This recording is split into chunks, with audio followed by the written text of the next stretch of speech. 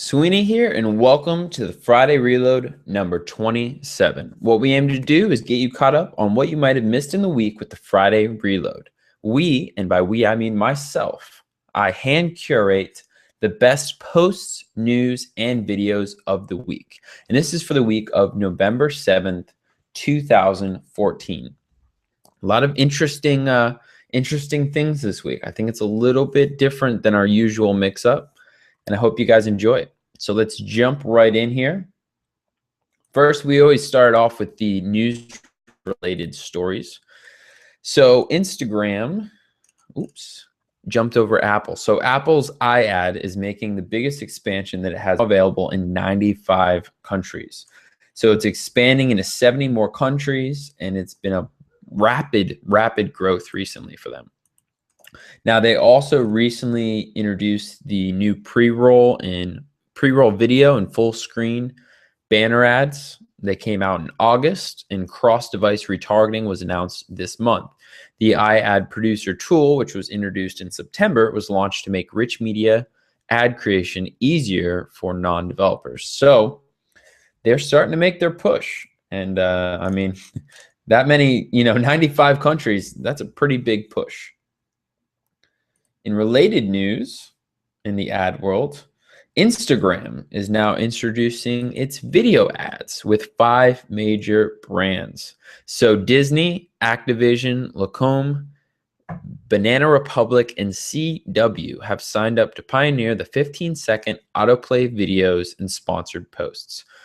As of right now, the CEO, Kevin Systrom, has said that he reviews every single ad before it runs to make sure that they don't seem too much like advertising. They're really trying to push that native advertising feel, and Instagram knows how careful you have to be with this process. They don't want to hurt their users. They don't want to lose their users. Speaking of which, another similar vertical, Tumblr is rolling out its first autoplay video ads as well. So 11 brands have signed on for them, including Lexus, Universal Pictures, and JCPenney. They're testing the new ad product before it's open to all advertisers in mid-November, according to Ad Age. The autoplay video also loops continuously and can be docked next to the dashboard so users can watch while continuing to scroll through other posts. Online video ads are growing tremendously quick. They are the fastest growing piece of the online marketing industry. eMarketer estimates that US advertisers will spend $5.96 billion, yes, basically $6 billion, for digital video ads in 2014, a 42% year-over-year increase. Yahoo is following Facebook into the autoplay era, which has helped Facebook challenge YouTube's dominance as a video platform. So you've heard me talk about it before, and we are talking about it again. Video ads, video ads, video ads. I mean, it's funny too, because I actually just got hit with a chat message on my phone from one of my friends who produced a video ads course. Video ads are coming. I've been saying this. They seem to be one of the preferred mediums. It doesn't quite surprise me, obviously, with the success of TV advertising. And I think, you should already know that you need to be on board with the video. I mean, there's a high possible chance that you're watching this or you're at least listening to this, and you know that other mediums are growing. They're growing rapidly. So ads are no different. And, video ads are part of the future. And hey, even if you don't want to get involved, it's still interesting to see large properties like Instagram and Tumblr start to bring them on. I also find it interesting that it seems like they're always autoplay. What's with all these autoplay videos? You don't even have a chance. They just start. Next up, we have how we earned 300 plus links and 2,500 shares on a single post in less than 30 days. So this is kind of a follow-up, and this comes to us from Vero. They're an email marketing company, and they had an epic guide to email marketing best practices, 20 tips for dramatically better emails, which I had featured previously in the Friday Reload. So I will shift over to their words here now. This is a follow-up on a guide that they initially published where they outline how they got excellent results. They say, we're an email marketing company, but we're trying to grow a business just like you. It seems logical to share our ideas, challenges, success, and failures with you. If this blog was only about email, we'd be withholding a lot of knowledge about marketing, business development, and sales. So this post is going to examine the strategy behind their latest email guide, Email Marketing Best Practices, 20 Tips for Dramatically Better Email, to show you how we wrote it and promoted it. No secrets here. We'll share the numbers, and if you have questions, we'll be happy to answer them. Now, the idea for the guide was originally inspired and kind of created because of Brian Dean from Backlink O. So rather than just starting with a content idea, Brian actually recommends to start with a keyword. Now, they chose email marketing best practices because they believe it's the content currently ranking for the phrase is all outdated, unhelpful, and they'd be able to overtake it. They knew they could create something much better. And Brian refers to this technique as the skyscraper technique. You see what's already ranking for the keywords you want, and you outdo that content. So rather than churn out another hollow list post, they decided to spend some extra time loading each email marketing tip with examples, screenshots, and actionable advice. The result was a 5,000-word post with 40 examples and an accompanying swipe file. It is a pretty mega post. You can see in the image here, they even created a table of contents, which is a very beautiful table of contents. So you can click on any of the tips and go to them quickly. Now, here's a quick overview of what they did. Number one, they made their content easy to tweet. So they had, unique tweets spread throughout rather. So you could tweet tip 8, for example. Now, what they also did is they reached out. So they reached out to everyone they mentioned on the list within the article. They reached out to them via email. They tried to find the right person to talk to, and then they sent them an email or a tweet. A lot of times it resulted in tweets back or even sometimes links or shares, of course. Now, when it came to link building, what they tried to do is get it featured in daily or weekly content roundups. Very smart move. I actually featured them. I featured both of their articles. Now, what they did was they simply searched for, keyword or industry roundups published within the last month. That way, they're current and publishing regularly. Now, their other part of their strategy is that they're currently focusing on epic content, quote unquote, rather than publishing 2 to 3 posts per week. Now, they bring up the stats and basically page views, time on page, and new subscribers, plus 17% for page views, plus 16% for time on page, and plus 28% for new subscribers. So I think that kind of should give you a feel that sometimes the one massive post can do a lot better than the small post. I think they also got about 300 links or so to that post. And it's one of those things where as the post builds, it builds momentum too. They started getting featured in Buffer or Growth Hackers, for example. Next up, we have Google Analytics 102, how to set up goals, segments, and analytics. So Conversion XL teaches us how to set up goals, segments, and events in Google Analytics, which is a must if you aren't utilizing Google Analytics properly yet. Now, some of the questions basic Google Analytics data doesn't answer by itself. What are the activities that visitors perform on your site that equal success for your business? Which visitor actions earn you money? Which actions drive additional visitors or repeat visitors? And then also, what visitor activity is signal and what activity is noise? What are the specific circumstances that lead to success or failure? What are the characteristics of a successful visitor? So check out that post to break it all down. Next up, we have the art of customer loyalty, and this comes to us from Help Scout. They claim that it is everything you need to know about building a company customers love. Now, while it might look like a post, it is actually a guide, and I do have a chapter outline. Let me see it. Number 1, why customer loyalty matters for today's businesses. Number 2, how to create a brand that customers love. Number 3, building customer loyalty on a small budget. Number 4, the biggest myth in creating customer loyalty. Number 5, growing customer loyalty with superior online support. Number 6, how to create customer loyalty programs that stick. Number 7, using feedback to better know and love your customers. And number 8, why outstanding service is your competitive advantage. Next, we have how exit overlays can make your landing page offer more persuasive. So I got to say, I like the little image here. They say if visitors and leaving your landing page in droves, or is what it should say, then you'll need a true trusty sidekick to make your offer more persuasive. And it's a Han Solo action figure with a Chewbacca next to him. I was actually Han Solo for Halloween, hence why I find it funny. So if a high percentage of visitors are abandoning your landing page, you want, an exit pop, hopefully, to try to capture some of that traffic. Now, what are exit pops or exit overlays?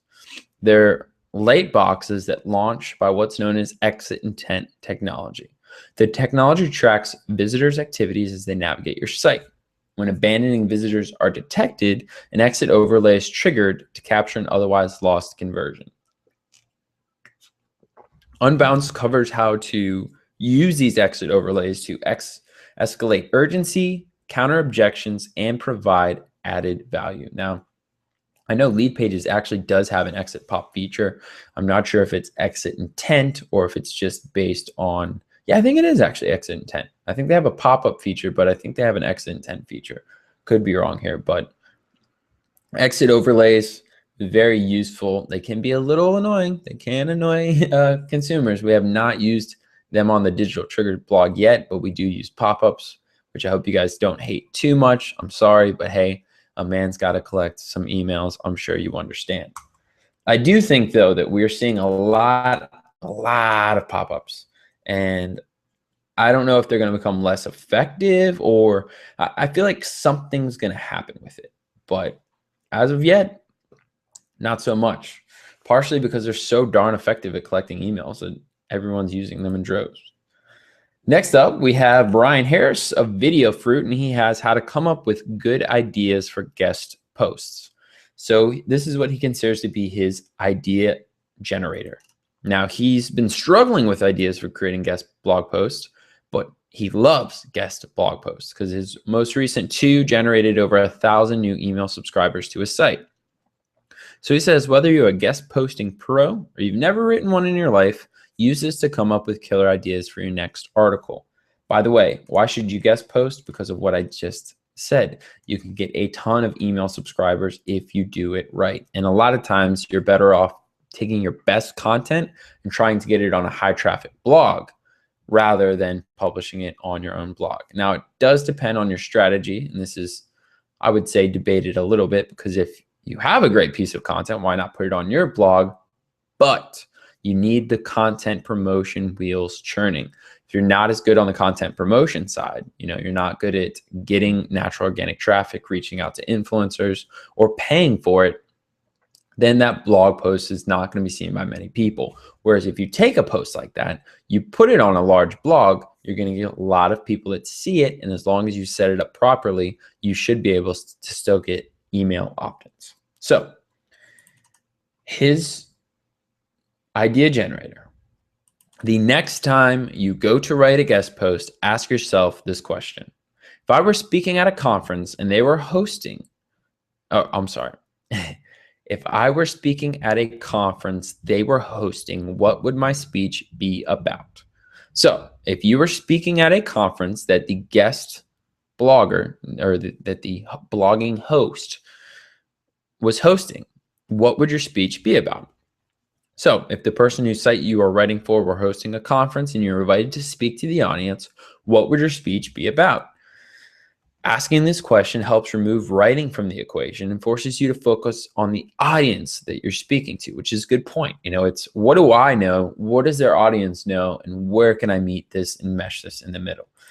So he says, let's workshop a quick example. Imagine that you're a food blogger invited to speak at a marketing conference that Noah Kagan's putting on. These are 2 seemingly unrelated industries, food and marketing. What would you talk about? Could you still teach the audience something that would be interesting and relevant? Here's a few different headlines. 1, how to market your business like a restaurant. 2, how I used incredible pictures to 5 times my sales and how you can do the same thing. Number 3, I work 80 hours a week. How about you? Number 4, why I hate my job and how you can avoid the same trap. Number 5, time management for restaurants. So I do like the idea of, kind of taking yourself out of the, what can I write? What can I write? And instead think, what's the audience? Who is their audience? Now, what do I know that's going to appeal the most to them? Next up, we have building a process for growth experiments, and I added in the notes, or marketing tests. So don't let the word growth throw you guys off. Now, growth or marketing test is really blowing up. And one of the things I've noticed is that processes are what separates the little guy from big businesses. Big businesses have their together, and they have their processes, they have their procedures, they have their systems in place. They work the system. So Referral Sasquatch covers a process for creating a structured and process-driven growth. Now, I really like the simplicity of one of the first images they have here. And this is for their process, and this is the growth flow chart that Brian from Co-Elevate uses. So number 1, you brainstorm, you have a backlog. Number 2, prioritize, experiment, doc, and a backlog. Number 3, test. And by the way, I had a really good piece on it, prioritizing with the JIT. Number 3, test, experiment, doc. Number 4, implement. Number 5, analyze, experiment, doc. Number 6, systemize, playbooks. So basically, this is how you go from idea to system in place. So if you have a good idea, a good marketing test that you want to try out, this is how you take it and actually turn it into something. And I mean, the big point here is that it's, like I said, once again, it's a system, it's a process. And I really like how on the back end of this, you're keeping track of the data, and then you're also systemizing it. So the next part that they talk about is creating that backlog. Now, this is where you put the brainstormed experiments that your team wants to run. Think of it like your product development roadmap, but this time it's for your growth team. So the key here is to actually understand the scope of running the experiments, like what steps you're going to need and what resources are needed for each experiment. Now, the experiment doc, this part is also lifeblood, say. So you start with your idea and you create the objective and hypothesis to help prioritize the experiment. Now, once you make the test a priority, you begin to design the steps needed to implement the experiment. Now, when the test is complete, you then record the results, discuss your findings, and plan the next steps. So you have an objective, a hypothesis, an experiment design. Afterwards, you need to create your playbook. So this is where you take your successful experiments and document the step-by-step process so that you can revisit it, your team can revisit it as a repeatable growth experiment. Startups such as Airbnb, Uber, and Urban Sitter have built playbooks for their city launches. Now, what they do is they use a combination of guerrilla marketing tactics to seed the initial word of mouth of their city launch. Now, they measure what they spend hosting events, meeting with influencers, putting up posters, etc. In a recent talk, they went over how the teams tracked ROI from their city launches that used targeted Facebook ads compared to their guerrilla campaigns. They saw a much higher ROI from the guerrilla marketing campaigns. So they created a playbook to help the team build a repeatable city launch strategy. Next up, we have Mr. Pat Flynn. So this is podcast teasers and proof you need to publish videos directly to your Facebook too. So he ran 2 experiments. He posted a podcast teaser with video directly to Facebook, and then he created a short teaser which he leaked out to YouTube and Facebook, and he had them basically fight against each other. So initially, let me see the stats I'm looking for here. So initially he did a post, and basically he had shared a YouTube video, and it reached 14,000 people. Looking at this, it has about 47 likes. But he wanted to know how many people actually watched the video from Facebook. So how many people actually went over to YouTube. Now, what he ended up seeing was that about 11% watched the video on an embedded player. So out of that, only about 189 of them came from Facebook. 189 views. Now, this is a person with over 80,000 Facebook fans. 200 views on a posted YouTube video? That's horrible. So instead, what he did is he uploaded the video directly to Facebook. Now, the theory that everyone says is that when you upload the video directly to Facebook, it's shown to a higher percentage of fans, which also results in more shares, likes, engagement, and then, of course, views. The reason for this is the triple F rule. Facebook favors Facebook. And this has been brought up more and more time and time again. So the play-by-play talks about what happened with YouTube versus Facebook. I'll jump right to the end here, which is about 72 hours later. The YouTube teaser, and he has YouTube subscribers too, had about 777 views, whereas the Facebook teaser had 11,686 views, 225 likes, 60 comments, and 30 shares. I mean, Facebook just crushed YouTube. YouTube was kind of doing a test at the time, which may have affected it. I think he has about 20,000 or so YouTube subscribers. Let's see here. So he had 5,000 YouTube subscribers and 84,000 Facebook fans. So we know that everyone doesn't get reached on Facebook. I mean, YouTube is an interesting platform as far as subscribers. I mean, can you really argue with those results? I don't think you can. It's definitely something like this is a big enough of a number that you look at that and you say, I need to test this. I know that with me, I've been saying I wanted to test it, and I'm planning on testing it with this reload. Now, that being said, hey, Sweeney, why don't you eat your own medicine? A lot of the times I finish these reloads late at night. So after grinding away to get them out, there's usually not much more in my bandwidth to get that done. But that being said, I do want to actually try this, and I think I will try this tomorrow. Even if I don't post it until the afternoon, I want to get this done. So next up, we have free SEO tools that I love and actually use. Part 1, keyword research. So Paul Shapiro shares a few tools that he actually uses. Now, I have a bulleted list of all the tools, but I recommend that you read his post because he goes into them. Now, some of the new ones that I haven't heard about before: Tag Crowd, Pro Media Corp's free Google Suggest keyword research tool, Bing's Ads Intelligence, Keyword Shitter, yes, Keyword Shitter, Alchemy API, Neem, and Neem is really cool. It's modular data analytics. And then he uses Facebook ads for persona-based data.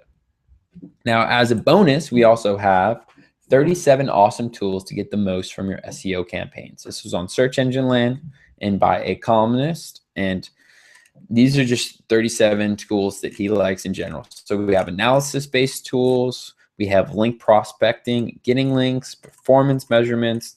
So we have the full SEO range. Now, of course, you can get both those links on the blog. Next up, are you using Google Chrome? You probably should be if you are not. Let me see if it will refresh here.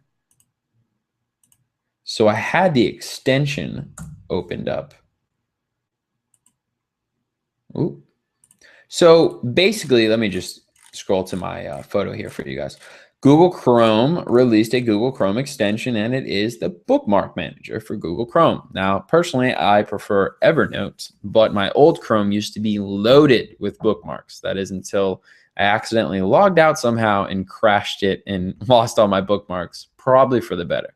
I have a feeling that yours is probably the same. You probably have a ton of bookmarks in Google Chrome, or maybe you're using Evernote. So if you are using Google Chrome, snag this tool and get better bookmarking, namely the bookmarking by topic.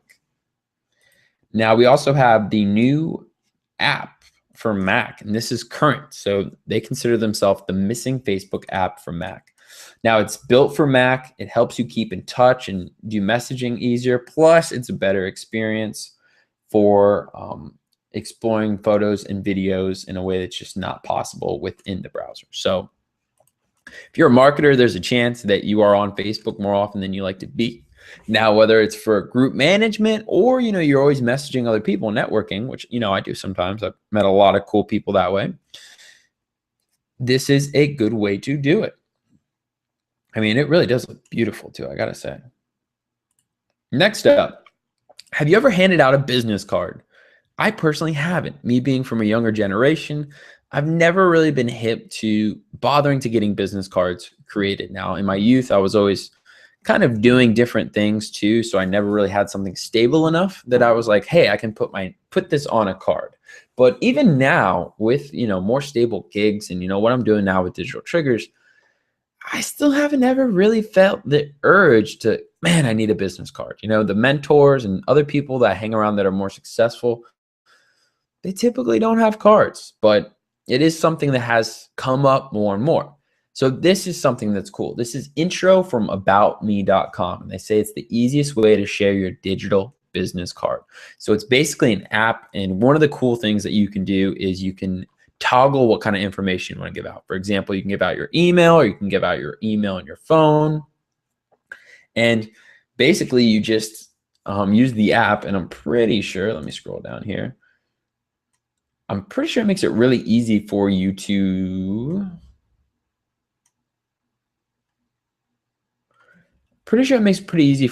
to just text it to them and share it to them. So this is something I haven't installed yet. I'm planning on installing though.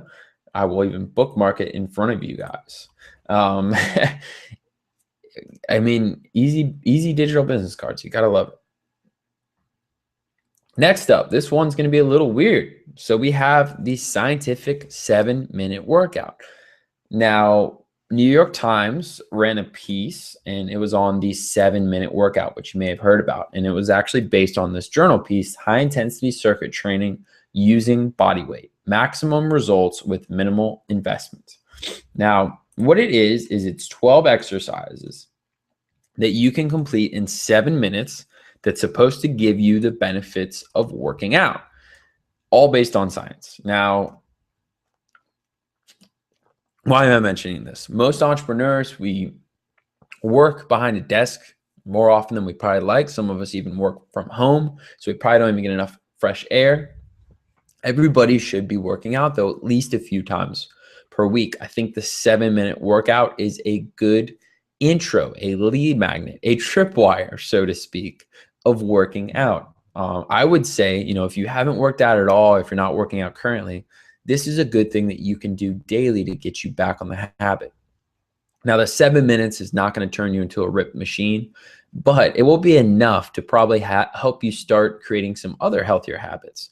Now, I would say start with the 7-minute workout daily, then work up to 2 sets of it, or 14 minutes, and then continue so you can do about 4 sets or 28 minutes. At that point, you can move on to other more advanced body weight moves, or maybe you'll decide to start hitting the gym. But it's just like flossing one tooth. If you can tell yourself, hey, this is a simple habit that I can pick up, once you get in the routine of it, you'll be able to scale it nicely. So fitloop.co is a good resource for body weight exercises. Kettlebells are also great for body weight exercises. Here's the original New York Times piece on the scientific 7-minute workout, posted back in May of 2013 and sitting at 640 comments. And if you guys want to reach out, obviously I know a bit or two about working out. I've actually recently been trying to make a more focused effort of doing it more for my health and well-being.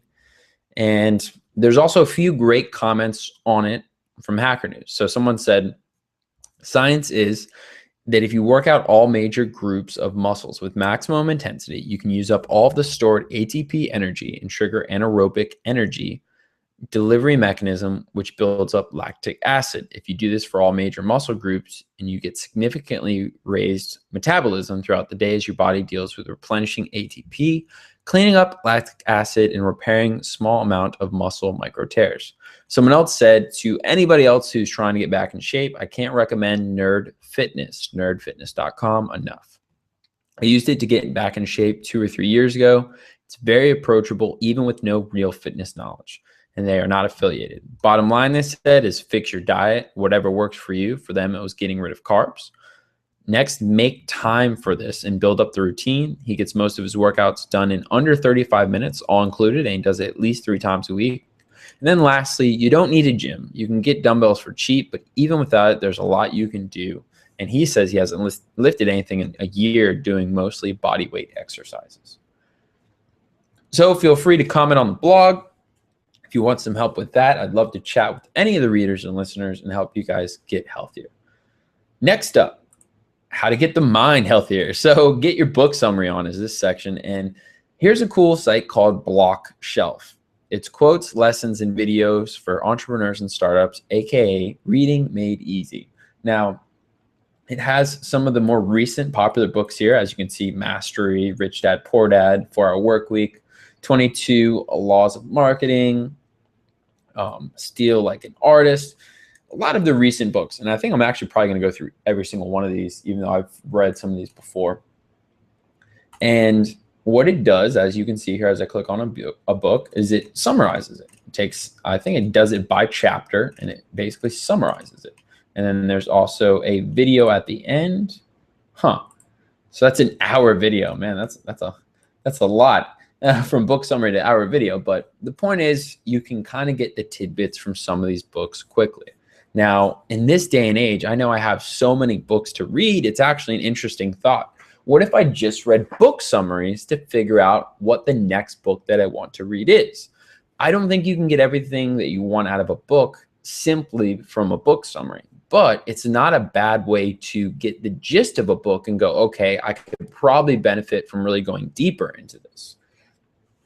Now, also mentioned in the comments a lot was Blinkist. So Blinkist. Few comments recommended this. They say that they can help you solve your reading problem, get the best knowledge from nonfiction books and powerful memorable packs. You can use it. I think they have it. It says now for Android, so I don't know if they have it on the Apple Store as well. And they do have a free trial. After that, I think it's, I'm not sure, because I see a 3-day trial. Let's see how it works. And they have a lot of good little testimonials here from different bloggers and such. So once again, more book summaries, well done. Now, next up, a few more stories. How to perform the ultimate local SEO audit. So this was on the Moz blog, Moz, I'm never sure which one, Moz, I think is right. And who is this for? This guide is intended for businesses that already have an existing Google My Business page. It's also mostly geared towards brick and mortar stores. If you don't have a public address in your service area business, you can ignore the parts where he mentions publishing your physical address. If you don't have a listing set up already, it's a little bit harder to audit. That being said, new businesses can use this as a roadmap. So maybe you're vetting clients, you need a roadmap, you need an audit structure. Boom, here you go. Maybe you have your own business and you want to make it better. Here you go once again.